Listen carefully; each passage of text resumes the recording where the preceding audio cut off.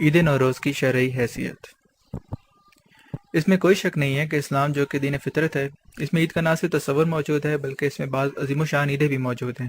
جیسے عید الفطر، عید الاضحیٰ، عید غدیر اور عید مبائلہ وغیرہ۔ مگر اس میں بعض ایسی عیدیں بھی داخل کر دی گئی ہیں جن کا تحقیقی نقطہ نگاہ سے اسلام سے کوئی ربط و تعلق نہیں ہے، جیسے کہ عید نوروز، جسے بڑی دھوم دھام سے منایا جاتا ہے اور اس میں کئی رسمیں بھی ادا کی جاتی ہیں۔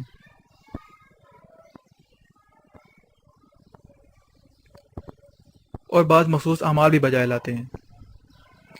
مگر ہمیں ائمہ علیہ السلام سے اس طرح کی کوئی روایت نہیں ملتی جس میں انہوں نے یہ ہمیں ارشاد فرمایا ہو کہ یا کہیں پہ بھی کسی کو حکم دیا ہو کہ عید نوروز کو منایا جائے،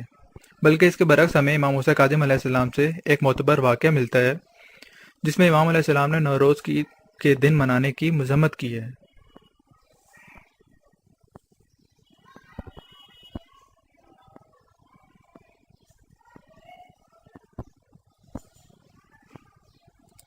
ابن شہر آشوب نے روایت کی ہے کہ نوروز کا دن تھا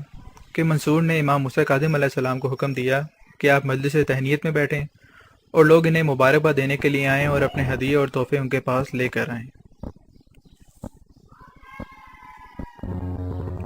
جس پر امام موسیٰ کاظم علیہ السلام نے فرمایا کہ میں نے اپنے جد سے جو مجھے احادیث ملی ہیں، جو اخبار مجھے ملی ہیں، میں نے ان پر نظر ثانی کی ہے، لیکن مجھے اس طرح کی کوئی روایت نہیں ملی، کوئی چیز نہیں ملی کہ جس میں عید نوروز جیسی کسی عید کا حکم ہو، بلکہ یہ اہل فارس کی سنت ہے اور جس کو اسلام نے محو کر دیا تھا، اور میں اللہ تعالیٰ سے پناہ مانگتا ہوں کہ کسی ایسی چیز کا احیا کروں جسے اسلام نے محو کر دیا ہو۔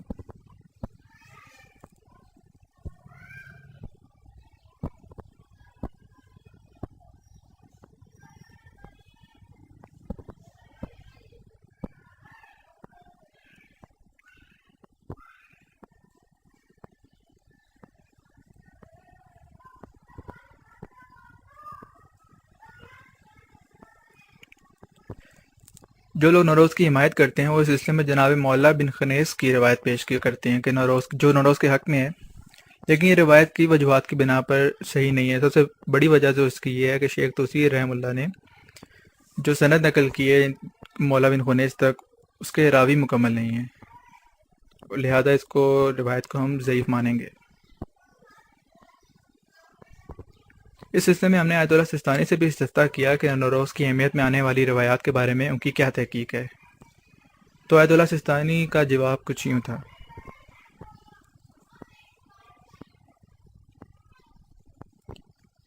آیت اللہ سستانی کہتے ہیں کہ کچھ روایات نوروز کے متعلق وارد ہوئی ہیں مگر ان کا معتبر ہونا ثابت نہیں ہے۔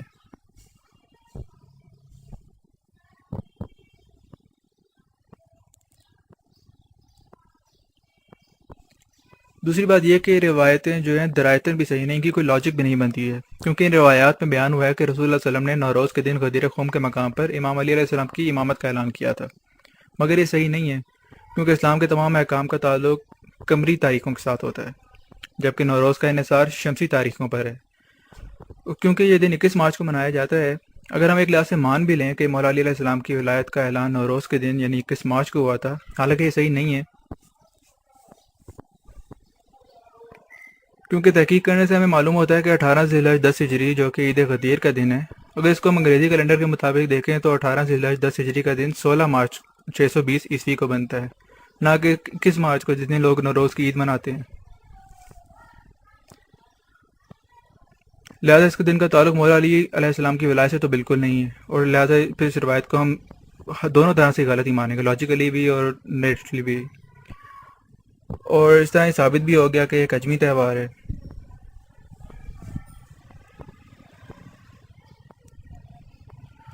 دوسری بات، جو نوروز کے جو تہوار کی حمایت کرتے ہیں وہ اشکال وارد کرتے ہیں کہ اگر نوروز غیر اسلامی تہوار ہے تو بہت سے بڑے بڑے مجتہدوں نے اس دن غسل کرنے کو اور روزہ رکھنے کو اپنی کتابوں میں کیوں نقل کیا ہے، تو اس کے جواب میں ہم لوگوں کو یہ کہیں گے کہ اگر فقہ نے اس دن غسل کرنے اور روزہ رکھنے کو مستحب کہا ہے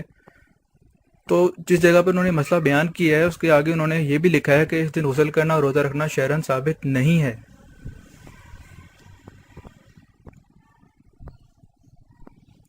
جیسے کہ آیت اللہ سستانی توضیح المسائل میں جو انہوں نے مستحب غسال کی فہرست دی ہے اس میں نوروز کے دن کا غسل کرنے کا بھی ذکر ہے، مگر آیت اللہ سستانی یہ بھی لکھتے ہیں کہ ان میں سے کسی غسل کا مستحب ہونا ثابت نہیں، اور جو شخص بھی ان میں سے کوئی غسل انجام دینا چاہے تو ضروری ہے کہ رجا کی نیت سے انجام دے۔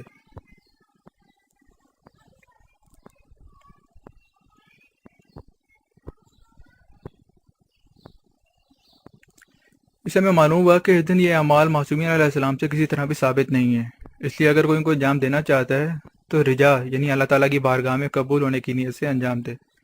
اس کا مطلب ہرگز یہ نہیں کہ معصومین علیہ السلام یہ کام انجام دیتے تو ہم ان کی سنت پہ عمل کر کے یہ روزہ رکھیں یا غسل کریں، کیونکہ ہمارے پاس اس کے انجام دینے کی کوئی صحیح نص موجود نہیں ہے، لہٰذا اہل ایمان کو صرف انہی عیدوں کو منانے پر اکتفا کرنا چاہیے۔ مستند ارشادات معصومین علیہ السلام سے ثابت ہیں، نہ کہ ان سو کال ان اسلامی پرشین کلچر کو، ان کی کسٹمز کو اپنے شیعہ ازم میں ایڈ کر لیں، لہٰذا ہمیں ان سب سے اعتراض کرنا چاہیے۔